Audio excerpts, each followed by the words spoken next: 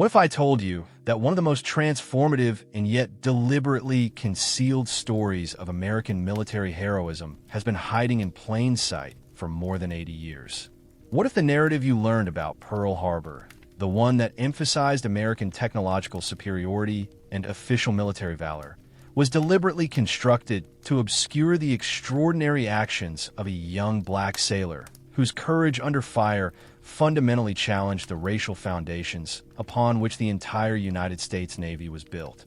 Before we reveal what the military establishment carefully controlled, edited, and selectively acknowledged about Doris Miller and the broader context of black military service during World War II, I need you to understand something crucial about how historical narratives are constructed, who gets to tell them, and whose stories get erased or rewritten to fit institutional convenience.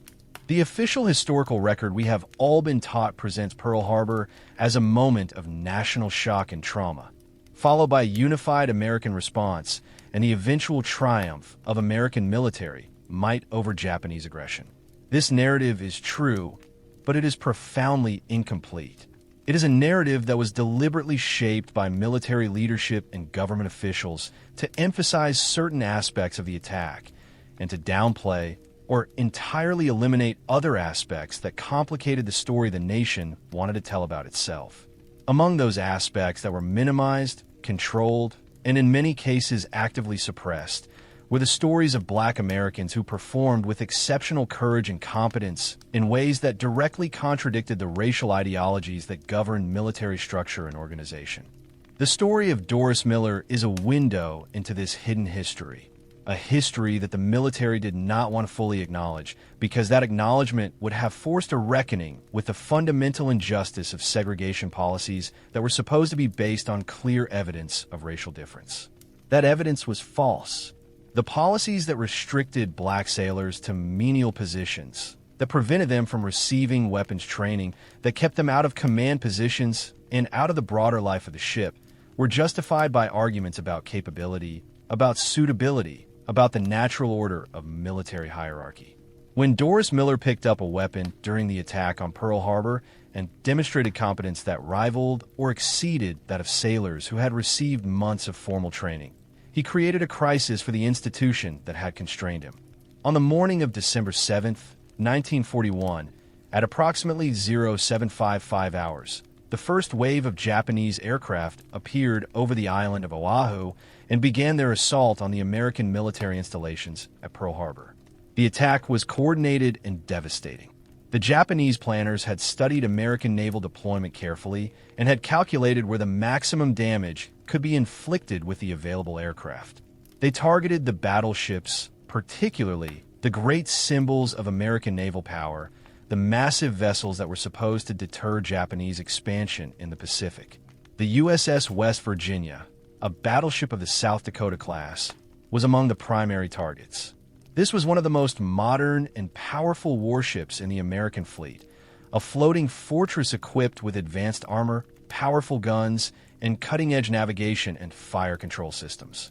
Doris Miller had been born in Waco, Texas, on October 12, 1919, to Connery and Harriet Miller. The family lived in circumstances of limited economic means, as was common for black families in the segregated South during that era.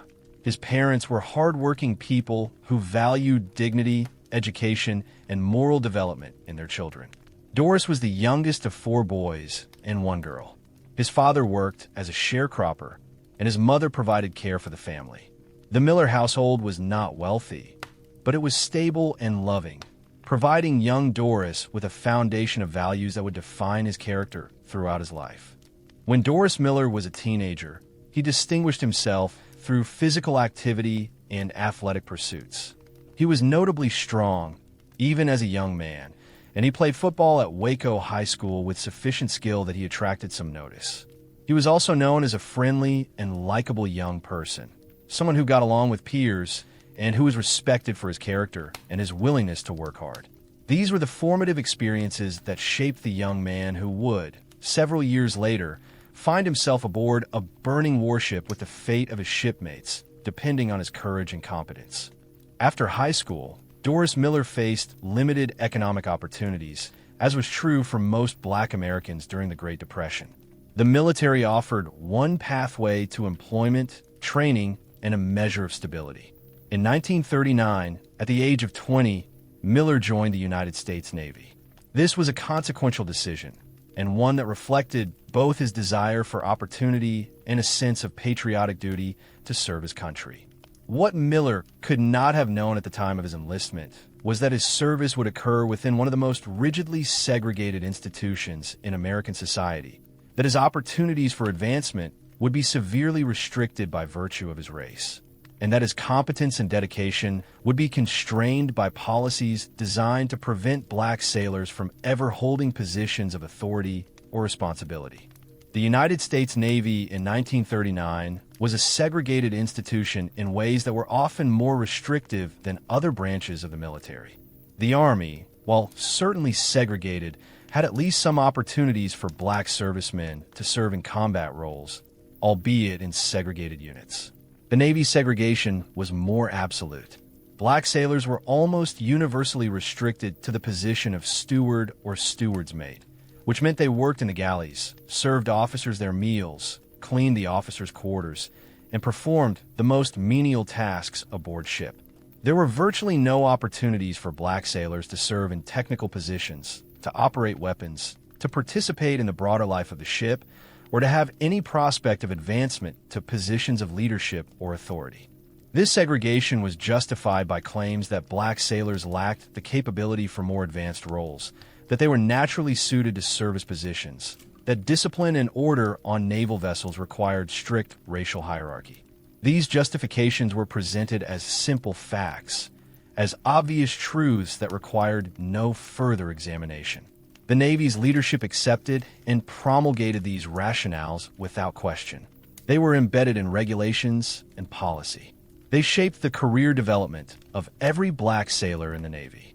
They determined where Black sailors could sleep, where they could eat, what facilities they could use, and what kinds of work they were allowed to perform.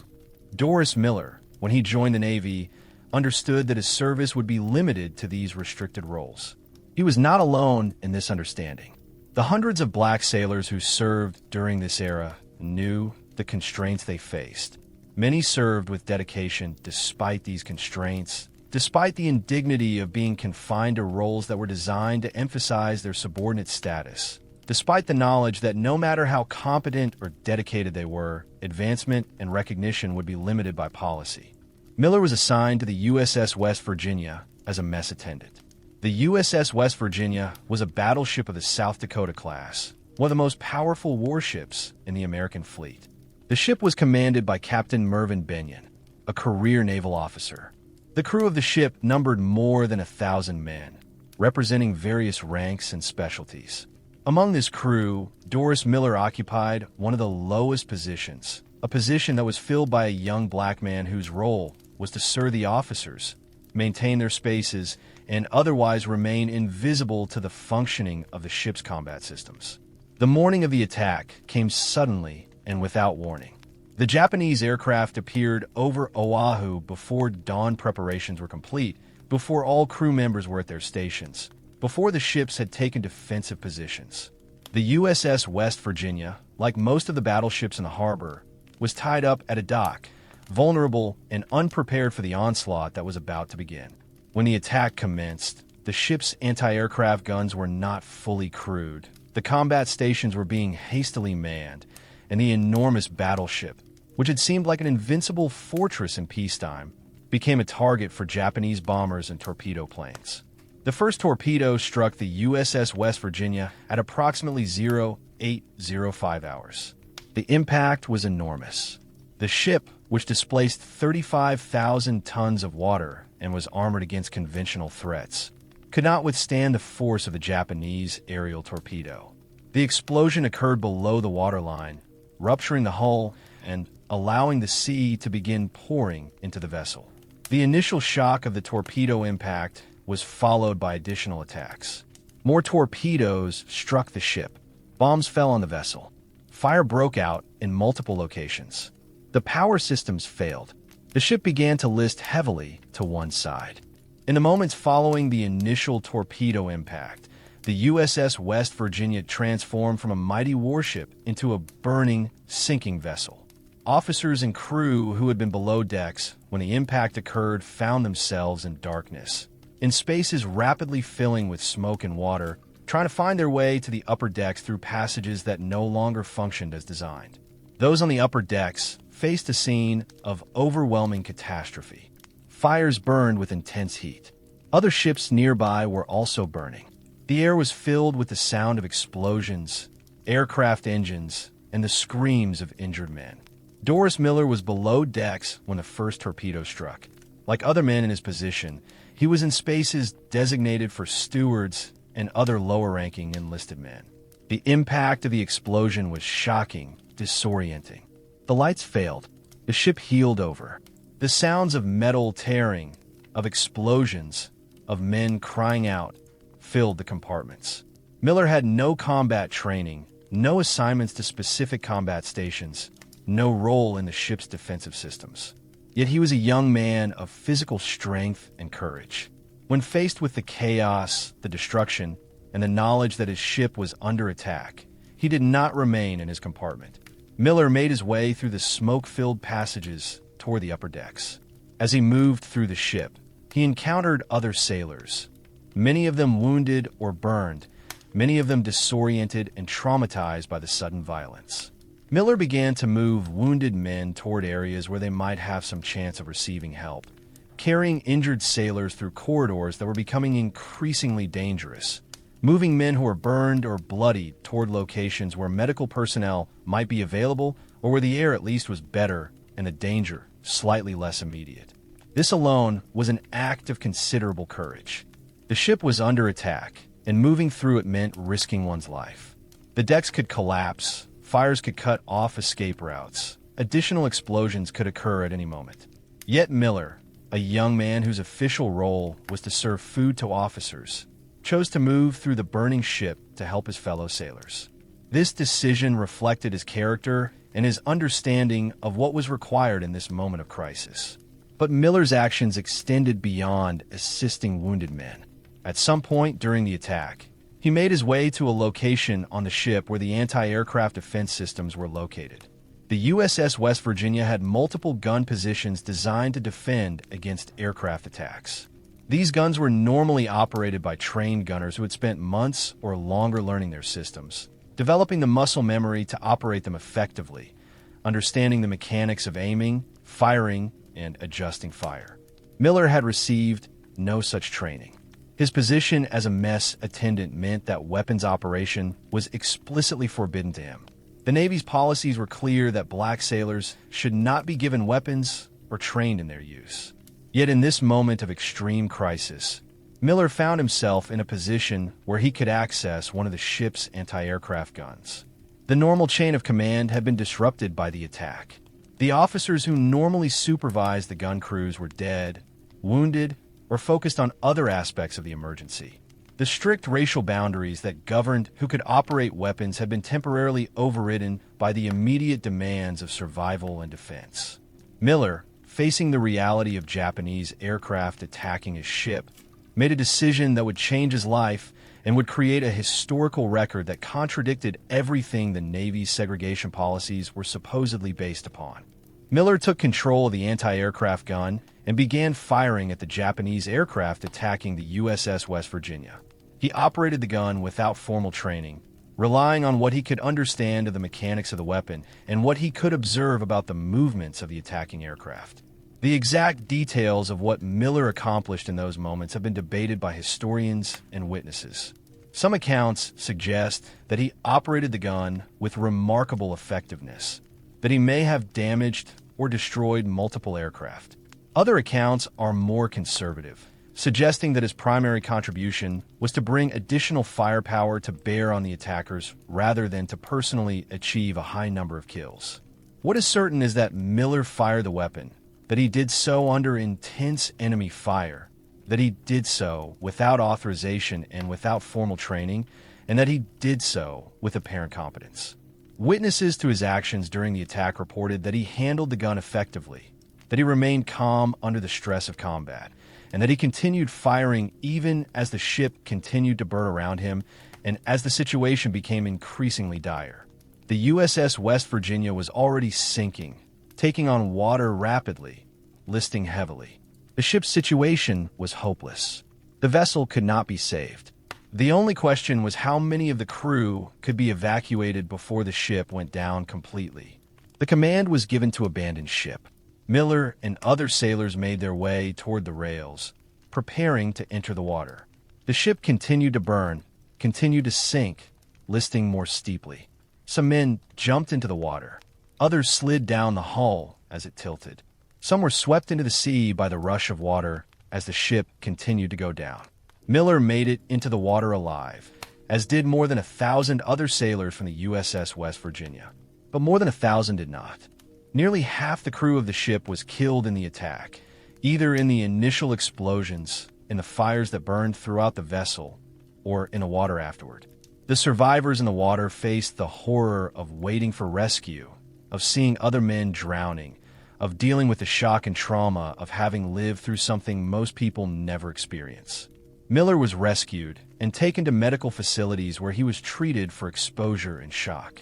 The attack on Pearl Harbor had killed more than 1,000 American sailors and destroyed or damaged numerous ships. It had transformed American military and political reality, pulling the nation into World War II and changing the trajectory of the entire 20th century. In the hours and days following the attack, as the Navy began to assess the damage and process what had happened, accounts of Miller's actions during the attack began to circulate among officers and crew. The story was remarkable. A black mess attendant had not only assisted wounded men, but had also operated an anti-aircraft gun without authorization or training. He had performed with apparent competence and courage. He had done something that the Navy's racial policies said should have been impossible. The response from a Navy's leadership to Miller's actions reveals much about how institutions handle evidence that contradicts their foundational assumptions. Miller had clearly demonstrated competence in an area where Navy policy insisted black sailors were inherently incapable. Yet rather than using this as an opportunity to reconsider segregation policies, rather than recognizing that perhaps the restrictions on black sailors were not based on actual capability differences, the Navy responded by treating Miller as an exceptional case. Miller was commended for his actions. In May 1942, several months after the attack, he was awarded the Navy Cross, one of the highest honors for military valor. This made him the first black sailor to receive this decoration, a historical distinction that seemed to represent a significant acknowledgement of black military capability and valor.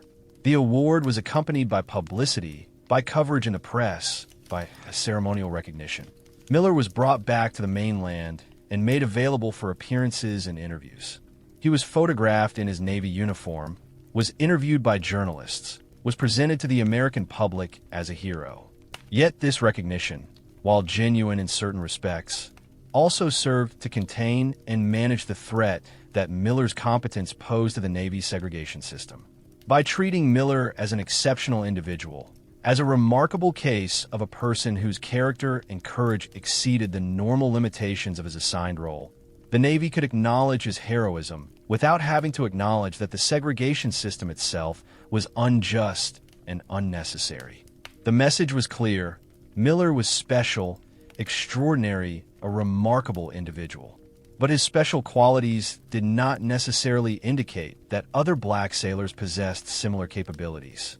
The segregation policies could remain in place, justified by claims that while Miller was exceptional, he was indeed exceptional, meaning that the restrictions on most black sailors were still justified. The irony of this situation was profound and deeply troubling.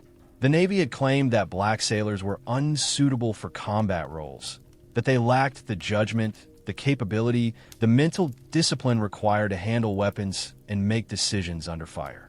Miller's performance demonstrated that these claims were false. A black sailor with no formal weapons training had operated an anti-aircraft gun effectively during an actual combat situation. He had demonstrated judgment, courage, and competence under the most extreme stress imaginable. Yet rather than this being taken as evidence that the segregation policies were based on false premises, it was treated as evidence that Miller was exceptional, that he was different from other black sailors, that he possessed qualities that transcended the limitations that supposedly applied to his race. This pattern of response was not unique to the military or to the Navy. Throughout American institutions during the era of segregation and discrimination, when confronted with evidence that contradicted racial hierarchy, the response was frequently to treat the evidence as exceptional, to acknowledge individual excellence while maintaining the system that had restricted that individual. This allowed institutions to appear flexible and even enlightened while maintaining their fundamental structures of inequality and discrimination. Doris Miller's subsequent service in the Navy continued to reflect these tensions between recognition and restriction. He was promoted to the rank of Petty Officer Third Class, a recognition of his service and his value to the Navy.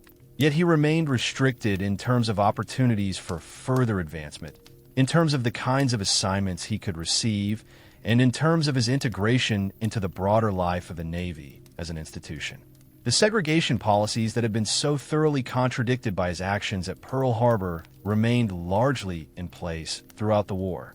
The broader context of black military service during World War II is essential to understanding Miller's place in history and the significance of his actions. More than 1 million black Americans served in the military during World War II. They served in the Army, the Navy, the Marine Corps, and the Army Air Forces. They served in segregated units, often with inferior equipment and fewer opportunities. Many served with tremendous courage and competence, often in situations where they faced not only enemy fire, but also discrimination and prejudice from fellow American soldiers. Many were killed in action, many were wounded, many performed heroic actions that went unrecognized or were actively suppressed. In the Army, there were black combat units that saw extensive fighting. The 92nd and 93rd Infantry Divisions, composed of black soldiers, saw significant combat in Italy and the Pacific respectively. The famous Tuskegee Airmen, black pilots who trained at Tuskegee Army Airfield, flew fighter escorts, and performed ground attack missions with a record that rivaled or exceeded that of other fighter squadrons. In the Navy, black sailors served in segregated positions, often with fewer opportunities than in other branches. In the Marine Corps, the segregation was even more restrictive in the early years of the war. In the Army Air Forces, black service personnel and pilots faced severe restrictions and discrimination. Yet the official historical narratives of World War II, as presented in many textbooks, museums, and popular histories, often minimized or entirely omitted these stories.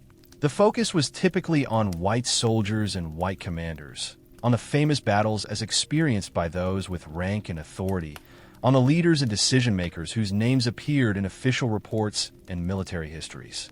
Black service was acknowledged, but often in ways that marginalized it, that treated it as supplementary to the main narrative of American military achievement. Doris Miller's story fit into this pattern of marginalization and selective recognition. He was famous for a period of time following his Navy Cross Award, particularly in 1942 and early 1943. He was celebrated in the black press, which recognized his achievement as significant not just for his individual heroism, but also as evidence that black Americans could perform at the highest levels of military competence. He was used in the Navy's publicity efforts, though in carefully controlled ways that emphasized his individual exceptional qualities rather than calling into question the segregation policies that had restricted him. However, as the war progressed, Miller became less prominent in the public consciousness. Other stories dominated the news. The focus shifted to the major campaigns and battles of the war, to the figures who were perceived as central to American military strategy and success. Miller, while still serving in the Navy, was increasingly sidelined from the main narrative of the war. His face appeared less frequently in publications. He was less frequently called upon for publicity appearances. He receded from public attention, becoming a less prominent figure than he had been in the immediate aftermath of Pearl Harbor. The circumstances of Miller's life between 1942 and 1943, after his initial period of public prominence, are less well documented than his actions at Pearl Harbor. He continued to serve in the Navy, serving aboard various ships, continuing to perform his duties with the dedication and competence that had characterized his service before the attack. He was promoted, but his advancement was limited compared to what might have been possible for a white sailor with similar demonstrated abilities. The Navy remained segregated throughout the war, despite the clear evidence provided by Miller and many others that the segregation was not based on actual capability differences. In 1943, Miller was assigned to the USS Indianapolis, a heavy cruiser of the Portland class. The USS Indianapolis was a modern warship equipped with advanced weapons and systems. Miller continued in his role as a steward, continued to perform the duties that had been assigned to him since his enlistment. The ship served in various capacities during the years of 1943, 1944, and the early part of 1945. The USS Indianapolis saw action in the Pacific, participating in various operations and campaigns. Miller served aboard the ship as part of a crew that was composed of thousands of men with varying skills, various backgrounds, and differing levels of responsibility. By 1945, the war in the Pacific was moving toward its conclusion. The Japanese Empire had suffered numerous defeats. The American island-hopping campaign had brought American forces closer to Japan itself. The end of the war in the Pacific seemed to be approaching, though exactly when it would come was uncertain. The Japanese had demonstrated a willingness to fight to the last, to resist fiercely even in situations where military victory was impossible. There were still months or perhaps years of fighting that might lie ahead, though many in the military sensed that the end was approaching. On July 30th, 1945, in the early morning hours, the USS Indianapolis was struck by a torpedo. The ship had been traveling to deliver parts for the atomic bomb to Tinian Island, part of the military preparations for what was expected to be the final assault on Japan. The torpedo that struck the USS Indianapolis was fired by a Japanese submarine, one of the few remaining Japanese naval assets that was still actively engaged in combat operations. The impact of the torpedo was devastating. The ship, struck beneath the waterline by the massive explosion, suffered catastrophic damage. Unlike the situation at Pearl Harbor 3.5 years earlier, there was no immediate rescue effort coordinated for the USS Indianapolis. The ship sank rapidly. Most of the crew went down with the vessel or were cast into the ocean as the ship went down.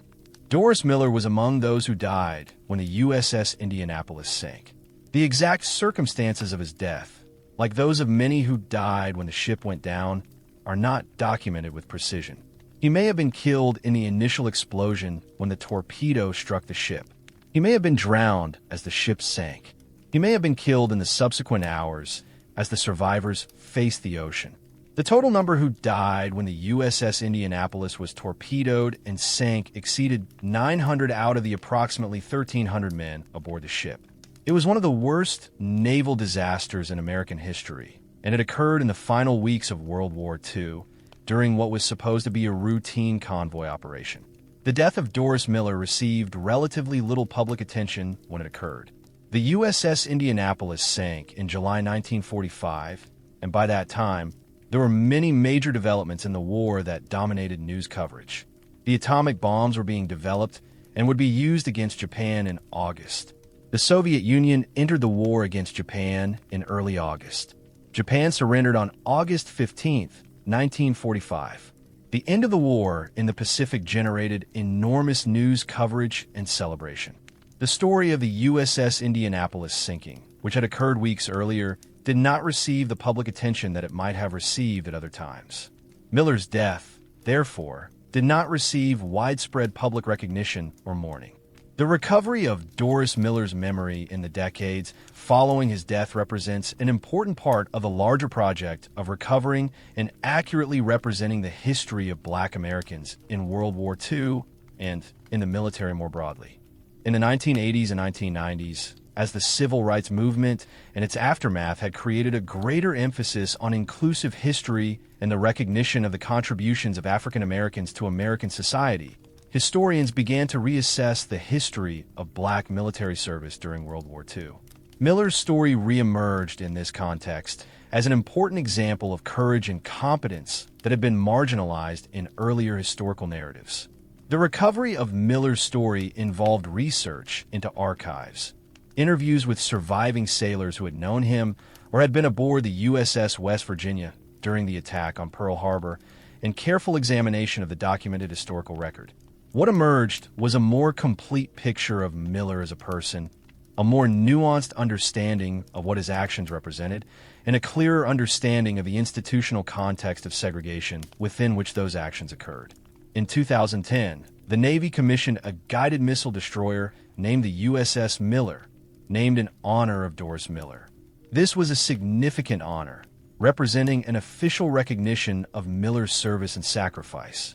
The USS Miller serves as a floating memorial to Miller, a ship that bears his name and represents a later Navy's acknowledgement of his significance to American military history.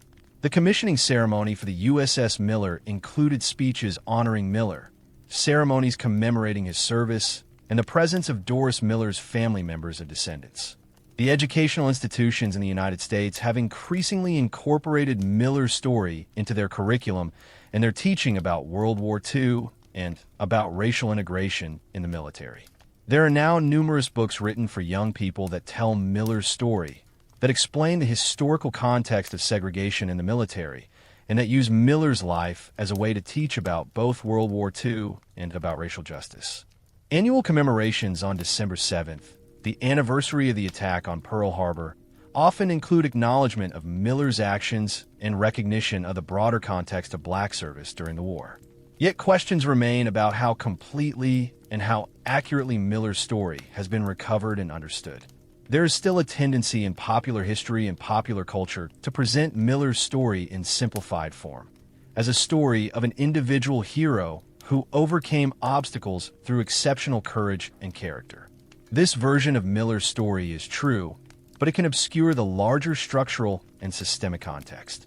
Miller's heroism was genuine and is rightly celebrated, but it occurred within a military system that was deeply unjust, that was based on false assumptions about racial differences in capability, and that used recognition of Miller's individual achievement to avoid making systemic changes.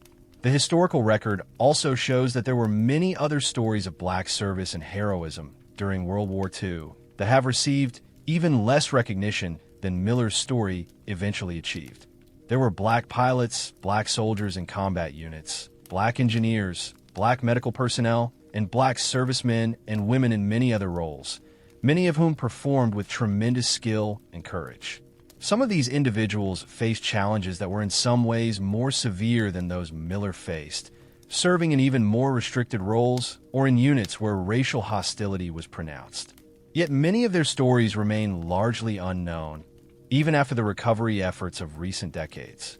The significance of Doris Miller's story extends beyond his individual actions, important as those actions were. His story is a window into the larger reality of Black Americans during World War II, into the tensions between the nation's stated values and its actual practices, and into the ways that institutions respond when confronted with evidence that contradicts their foundational assumptions. The Navy's segregation policies were based on the premise that black sailors were not suited for combat roles, that they lacked the capability or the judgment to handle weapons or make critical decisions under pressure. Miller's performance with the anti-aircraft gun during the attack on Pearl Harbor provided clear and undeniable evidence against this premise.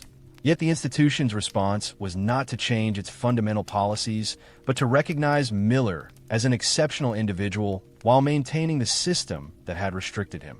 In the years since World War II, the military has become increasingly integrated. The segregation policies that govern Miller's service have been officially eliminated. However, the historical injustices remain part of American history, and the recovery of accurate and complete narratives about that history remains an ongoing project.